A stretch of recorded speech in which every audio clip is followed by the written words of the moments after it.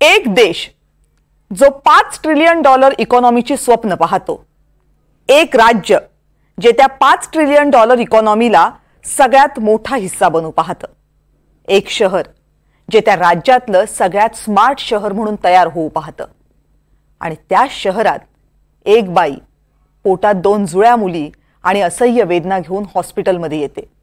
धर्मादाय हॉस्पिटलला 10 लाख रुपयांचं डिपॉझिट देण्याची ऐपत नाही म्हणून या हॉस्पिटलमधून त्या हॉस्पिटलमध्ये फिरत राहते.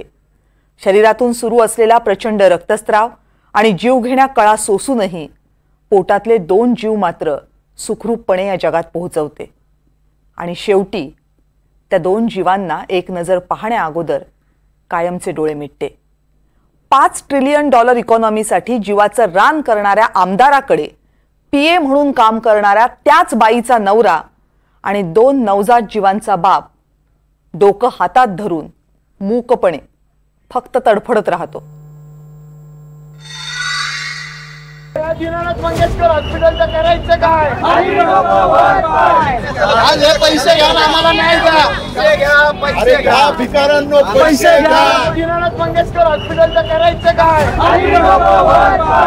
तुम्ही यांच्यावर मनुष्यवधाचा गुन्हा दाखल करा. हा सगळा राडा आहे पुण्यातल्या दीनानाथ मंगेशकर रुग्णालयाबाहेरचा, आणि याला कारण ठरलंय या रुग्णालयाची अक्षम्य मुजोरी आणि बेजबाबदारपणा. जुळी मुलं पोटात घेऊन असह्य कळा देत या रुग्णालयाच्या दारात आलेल्या एका बाईला या रुग्णालयानं मृत्यूच्या दाढेत लोटलं. आणि कशासाठी? तर 10 लाख रुपयांचं डिपॉझिट भरता येत नाही म्हणून.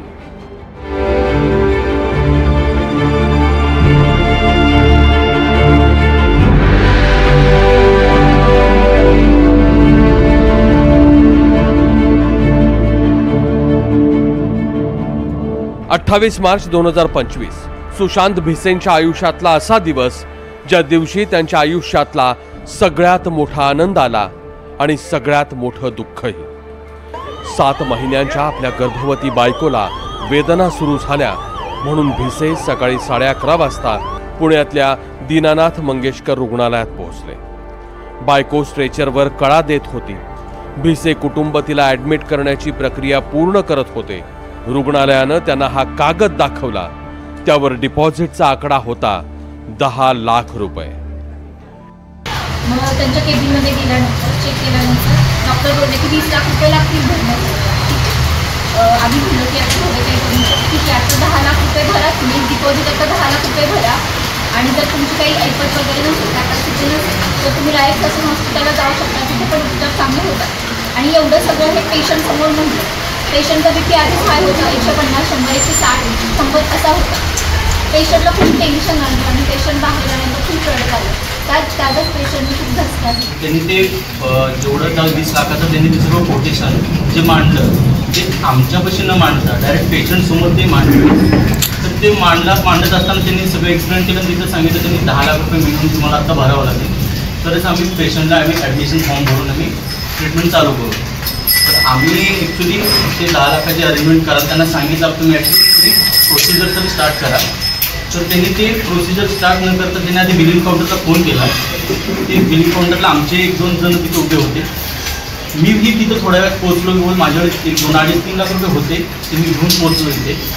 तर त्या आमच्या समोर मॅडमना फोन आला की जोपर्यंत 10 लाख रुपये तुम्ही भरून घेत नाही तोपर्यंत आपण ॲडमिशन तुम्ही फॉर्म पण भरून घेऊ नका.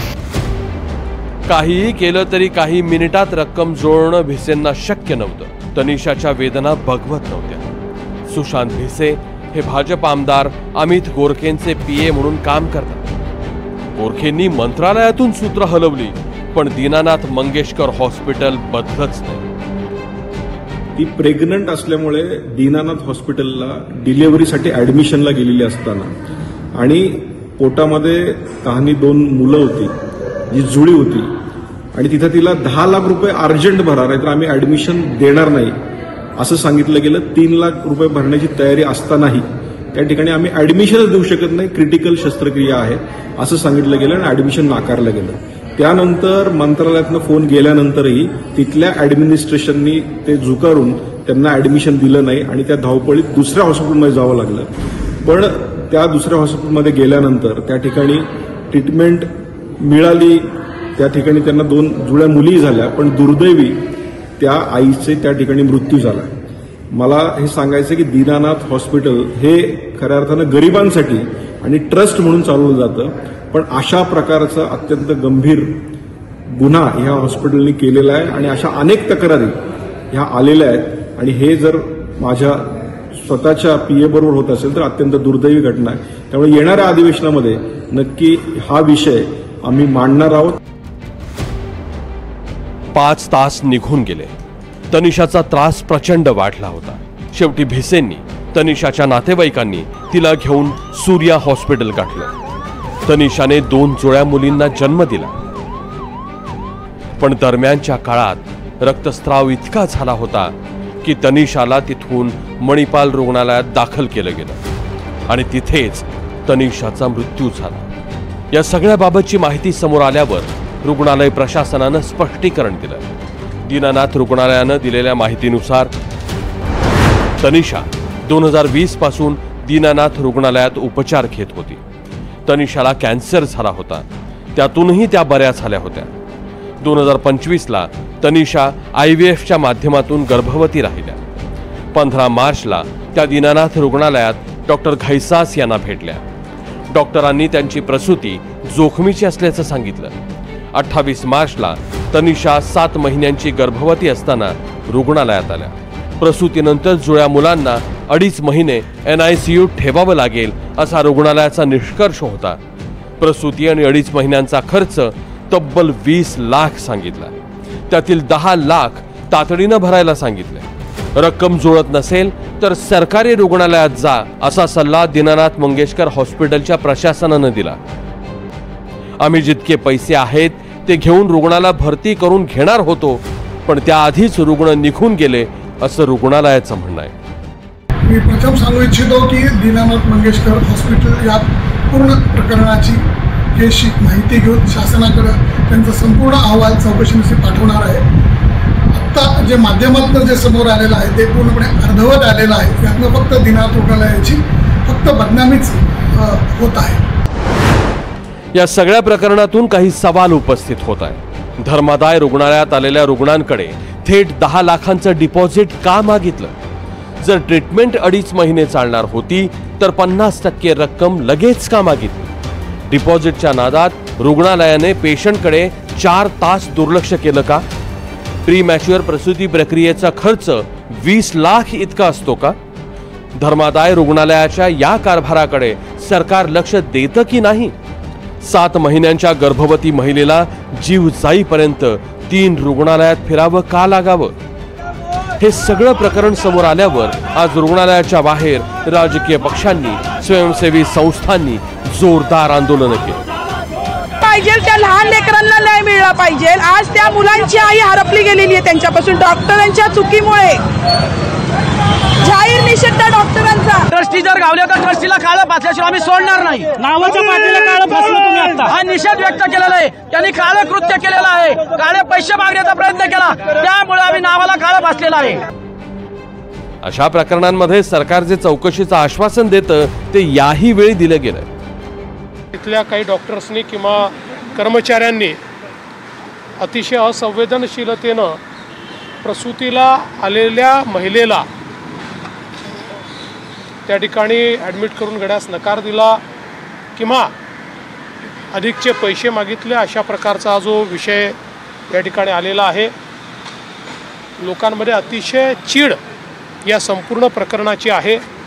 विशेषतः धर्मदाय रुग्णालयांनी आपली भूमिका योग्य प्रकारे निभावली पाहिजे अशा प्रकारची आपली सर्वांचीच अपेक्षा आहे. आणि म्हणूनच या संदर्भात मी एक हाय लेवल कमिटी तयार केलेली आहे जी या घटनेचा तर त्या ठिकाणी तपास करेलच, पण त्याचसोबत अशा घटना होऊ नये म्हणून धर्मदाय रुग्णालयांवर कशा प्रकारे आपल्याला नियंत्रण करता येईल आणि विशेषतः मेडिकल एथिक्स हा एक महत्त्वाचा विषय आहे की अशा प्रकरणी पैशाची चिंता न करता त्यांना ॲडमिट करून घेणं हे गरजेचं होतं.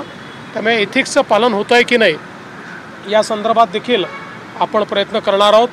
पुण्यातील मंगेशकर हॉस्पिटलमध्ये ज्या पद्धतीनं एका पेशंटला अधिक पैशाची रक्कम भरली नाही म्हणून ज्या पद्धतीनं आरोग्य सेवेच्या एकूण यंत्रणेमध्ये उशीर झाला आणि त्यातून जी काही घटना घडली त्या सगळ्या घटनेमुळं निश्चितपणानं सार्वजनिक आरोग्य विभागाच्या वतीनं एक अस्वस्थ करणारी, मनाला सुन्न करणारी अशा पद्धतीची कालची पुण्यातील घटना आहे। या घटनेच्या माध्यमातून एका बाजूला पुण्याचे डेप्युटी डायरेक्टर आणि त्यांच्या अध्यक्षतेखालच्या कमिटीला आपण त्या संपूर्ण प्रकाराची चौकशी करण्याबद्दलचे आदेश दिलेत। या चौकशी समितीच्या माध्यमातून एका बाजूला हॉस्पिटलचं, दुसऱ्या बाजूला नातेवाईकांचं किंवा अन्य लोकांची सुद्धा जी म्हणणं असेल ते म्हणणं ऐकून घेतील आणि त्यानंतरचा जो अहवाल येईल त्या अहवालानंतर मात्र संबंधित हॉस्पिटलवर सुद्धा जी कायदेशीर कारवाई करणं आवश्यक आहे ते आपण कायदेशीर कारवाई करू। मातृत्व हे प्रत्येक बाईचं स्वप्न असतं। कॅन्सर सारख्या आजारावर मात करून तनिषानं आपलं स्वप्न पूर्ण केलं। तनिषाने आपल्या शरीरातल्या कॅन्सरला तर हरवलं, पण आपल्या वैद्यकीय व्यवस्थेला, त्यातल्या माणुसकीला, जो कॅन्सर जडलाय ना, त्यापुढे मात्र तनिषा हरली। रेवती हिंगवे, NDTV मराठी, पुणे।